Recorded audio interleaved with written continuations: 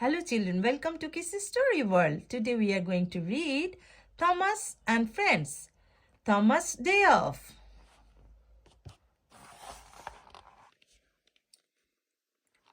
At Knapford Station, the engines waited patiently to see what their jobs would be for today.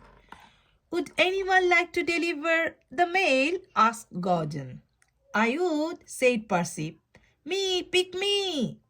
Next, we have a delivery for Brandon Docks. Gordon continued. I will do it, said Diesel, quick as a flash. And I am heading out to Whip's recycle plant, Gordon went on. That's it for today. Wait, what about me? Thomas protested. It looks like you have got the day off, Thomas, smiled Gordon.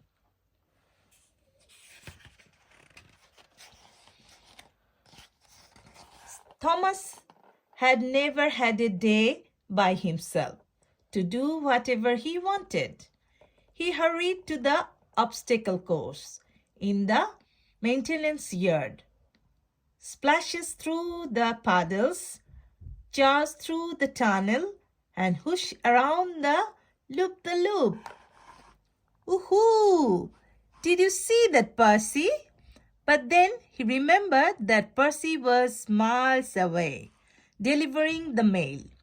I guess the obstacle course is more fun with friends. As Thomas rolled along the tracks, he began to feel very sorry for himself. He wasn't really looking where he was going, and suddenly, crash! Oh, I'm sorry, he called out. I'm Thomas, by the way. He went on pretending he had found a new friend, and not just an empty boxcar that couldn't talk back. Oh, your name is Boxy. I should show you around. There is a lot to see on Sodor. Thomas hooked up Boxy, and off they went on an adventure of their own. Thomas began showing Boxy all the sights on the island. We are coming up to Whip's recycle plant, he began. Boxy rolled a little, and suddenly, oops, one of the big beans toppled over and an old beach ball rolled out. It may only have been a beach ball, but to Thomas it was part of his big adventure. It's the orb of destiny, he said. We can be knights guarding the royal treasure. The orb of destiny was suddenly caught by the wind and blew away. Thomas and Boxy chased it across forests and fields until they rode on to the docks. Ah, we have got it, corner, gasped Thomas, just as a big gust of wind blew the ball towards the water. He quickly uncoupled from Boxy and did his best to catch it, but it landed with a gentle splash and began to float away. I guess the adventure is over, sighed Thomas. It was fun while it lasted.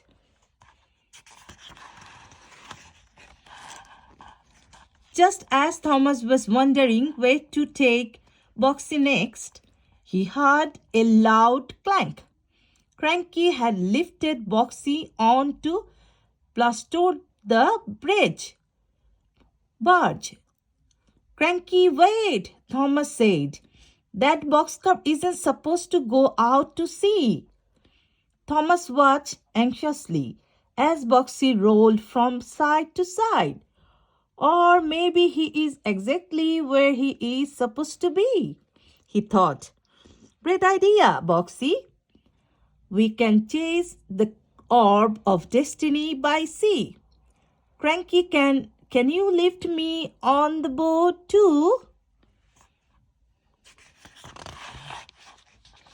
A few seconds later, the little engine was lowered onto the deck next to Boxy. Follow that orb, he called as loudly as he could. Plush Toad was a little confused, or he frowned. All I can see is an old beach ball. That's no beach ball, said Thomas dramatically. That is the orb of destiny. Oh, I love a good adventure. Let's get the orb, said Blustrop. But the sea was too rough. Sorry, Thomas, said Blustrop over the wishing of the wind and slushing of the waves. As Blustrop turned back towards calmer waters near the shore, the big barge saw something reeling in the air above the deck. Aha, Thomas, the orb of destiny is heading for land. A few minutes later, Thomas and Boxy were safely off the barge and rolling along the tracks by the water edge. The orb of destiny was right in front of them. This was their chance to catch it. Just then, Diesel arrived. Hey, Thomas, said Diesel. What are you doing out there? Here. We have to catch the orb of destiny, Thomas replied, whizzing past. Diesel was very confused. Wait, you have to get the what? Thomas and Boxy clattered on down the tracks until, whoosh, a sudden gust whisked the orb up into a tree. Well, sighed Thomas, the orb of destiny finally outsmarted us and got away. He let out a long, steamy sigh that puffed up into the tree. The orb jingled in the leaves. Thomas puffed again, and the orb moved a little bit more, and a little bit more, until it slipped between the branches. Coming your way, Sir Boxy, said Thomas, as the orb bounced towards Boxy's open door, and the door clanged shut. Teamwork, said Thomas. Good job, Boxy. Has anyone seen Thomas? Asked Percy, when he and the other engines got back to Tidmouth Sheds. I saw him earlier, said Diesel. I think he said something about a bulb of definitely.